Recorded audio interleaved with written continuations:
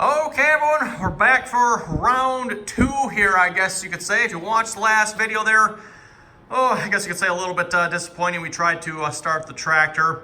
Moderately successful in getting it started, but if you listened, yeah, she did not sound good. It did not sound good at all. If you recall, when we first got the tractor started, we had the horrible squealing sound. Well, when we tried to start the tractor last episode, we still have the horrible squealing sound. So, given the fact that we fixed everything on the bottom side of the engine, balancers, spun bushings, bad main bearings, warped front plate, what else? A couple other things there as well. Everything down there should be good. That only leaves only one potential thing left, I think. Has to be piston and cylinder liner, I would assume, is something's not right there. So, having some discussions here, I think what we're going to try to do is we're going to try to pull the head off and at least take a look.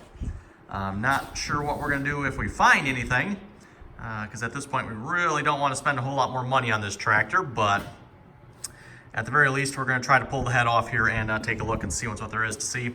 So, with that in mind, went through, power washed the tractor, at least try to get the engine here real good and clean as best we could so we can pull the head off.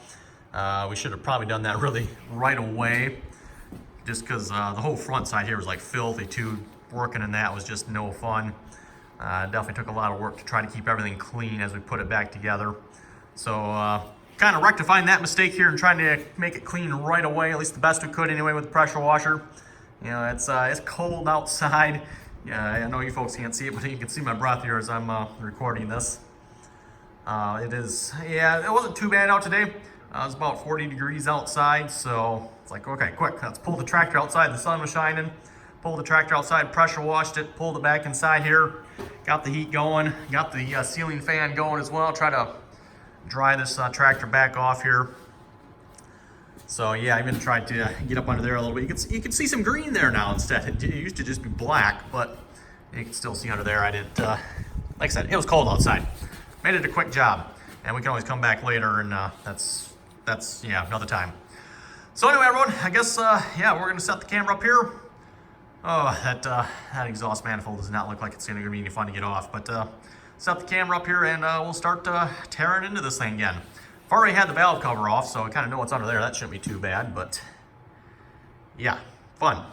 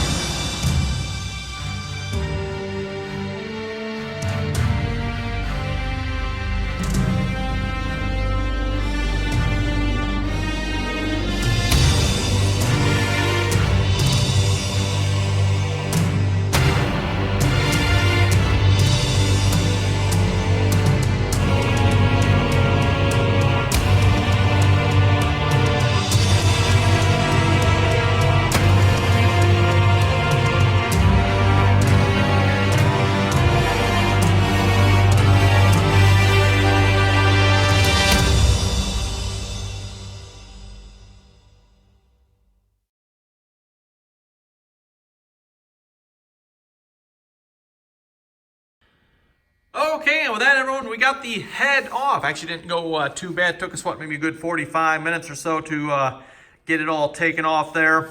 Obviously, loosen up all the injectors here. The fuel filters bolted onto the head, took that off. What else here? A couple other odds and ends. Of course, I had to drain the coolant back out of it. We did save the coolant. Plan on putting that right back in, of course, because it was all new. And yeah, here's what we got so far. We haven't turned the engine over any further. It is in the timed position here. Cylinder 1 is in top dead center on compression stroke. So that is it's in time at the moment.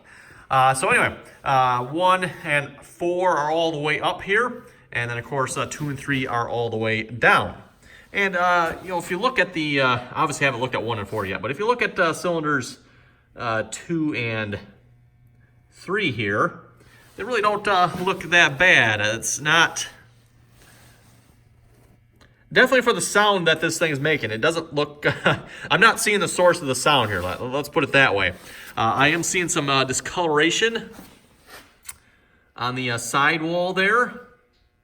And of course up along the top here where, you know, the boom happens. It's definitely a lot blacker up there. Again, you can see a little more discoloration there, but it's not like they're all scored and scratched up here. Not looking, in my opinion, too horrible yet. And the block is lying right down there. We'll probably take a look at that here as well. But yeah, I think probably what we're going to do now is we're going to obviously rotate the engine. Let's see, that'd be 180 degrees, right? I think that'd be 180? I think it's 180. 180 degrees. That'll put 2 and 3 up to the top, and then 1 and 4 should be at the bottom. We can look at those cylinders. And then, of course, we'll rotate it another 180, then another 360 to get it back in the time position here. Just so, try to keep this timed here. Because obviously, again, you can rotate this around 360 degrees. Cylinder 1 will be in top dead center. That'll be top dead center. I believe that'd be the exhaust stroke, then not compression. So, kind of have to watch that. We can, of course, I mean, if we have to, we can pull the front cover back off. Or actually, there is covers on some of the timing marks here. Pretty hard to look at them, though, with the radiator in the way. But we could figure it out if we do get it out of time. Not like it's that big a deal, but we'll try to keep it in time if we can. So anyway, we're going to do a little more digging here. Probably look a little more at that head as well, see if there's anything going on there. So yeah, stay tuned here, everyone. We'll be back once we figure out what else we got going on here. And one disassembled head coming right up. Pulled the valves out of the head here. Also pulled the injectors. There's the injectors, head bolts there. And here's all the valves lined up. They are definitely quite grimy looking. The dirty ones here are the intake ones. Well, okay, they're all dirty, but the really dirty looking ones are the intake ones. Let me put it that way. So yeah, there's the valves. None of them look, you know, like they're sticking or anything that I can tell, other than the fact, like I said, they are dirty. You can tell, let's see if we look at that one. You know, it looks like they're all seating. Maybe not the best, but they are all seating. So yes, got, of course, all the springs are all in pairs here. Make sure they go back in the way they came out. Also the, I think, push rods, right, if I remember correctly. Got those all. The one thing I noticed with these here, maybe you folks can see it in the video. Look at the one that is right here. Notice anything different? I don't know why number 1 there is different than the rest. It's quite a bit thicker in diameter. And it's got the funny ball thing on the top. It's also got a funny ball on the bottom as well. It's a completely different style than the rest. I don't know what's up with that, but yeah, it's completely different. So not sure what's up with that. But anyway, it's just something I noticed there. Let's see, what else do we got here? There's not much really else to see on the head, is there? I don't think. Let's see if we can get the camera here. You can see the rest of that. We'll, of course, go through, clean that all up, get as much of that off as possible. And then as well, I also cranked the engine over here. So now we have 1 and 4 are down, 2 and 3 are up. It's rotated 180 degrees. So yeah, again, not the prettiest looking. Let's see if I get, let me see if I get in here real good. So yeah, like I said, not the prettiest looking, but they're not like all scored and scratched up. No indication like, a cylinder's, or a piston, I'm sorry, is rubbing or squealing on it. So yeah, I also pulled a couple of these out as well. These things down in here, they ride on the camshaft. All those seem to be loose. I didn't check the back four yet, but I did the front four. Those all seem to be good. I mean, I can keep going. So yeah, I'm not convinced here, everyone, that we've found any significant source of horrendous squealing here at this point. Not sure, because yeah, I'm not seeing it here. At least I don't think I am. Like I said, they're not pretty, but they don't look like they'd be causing that sound, I don't think.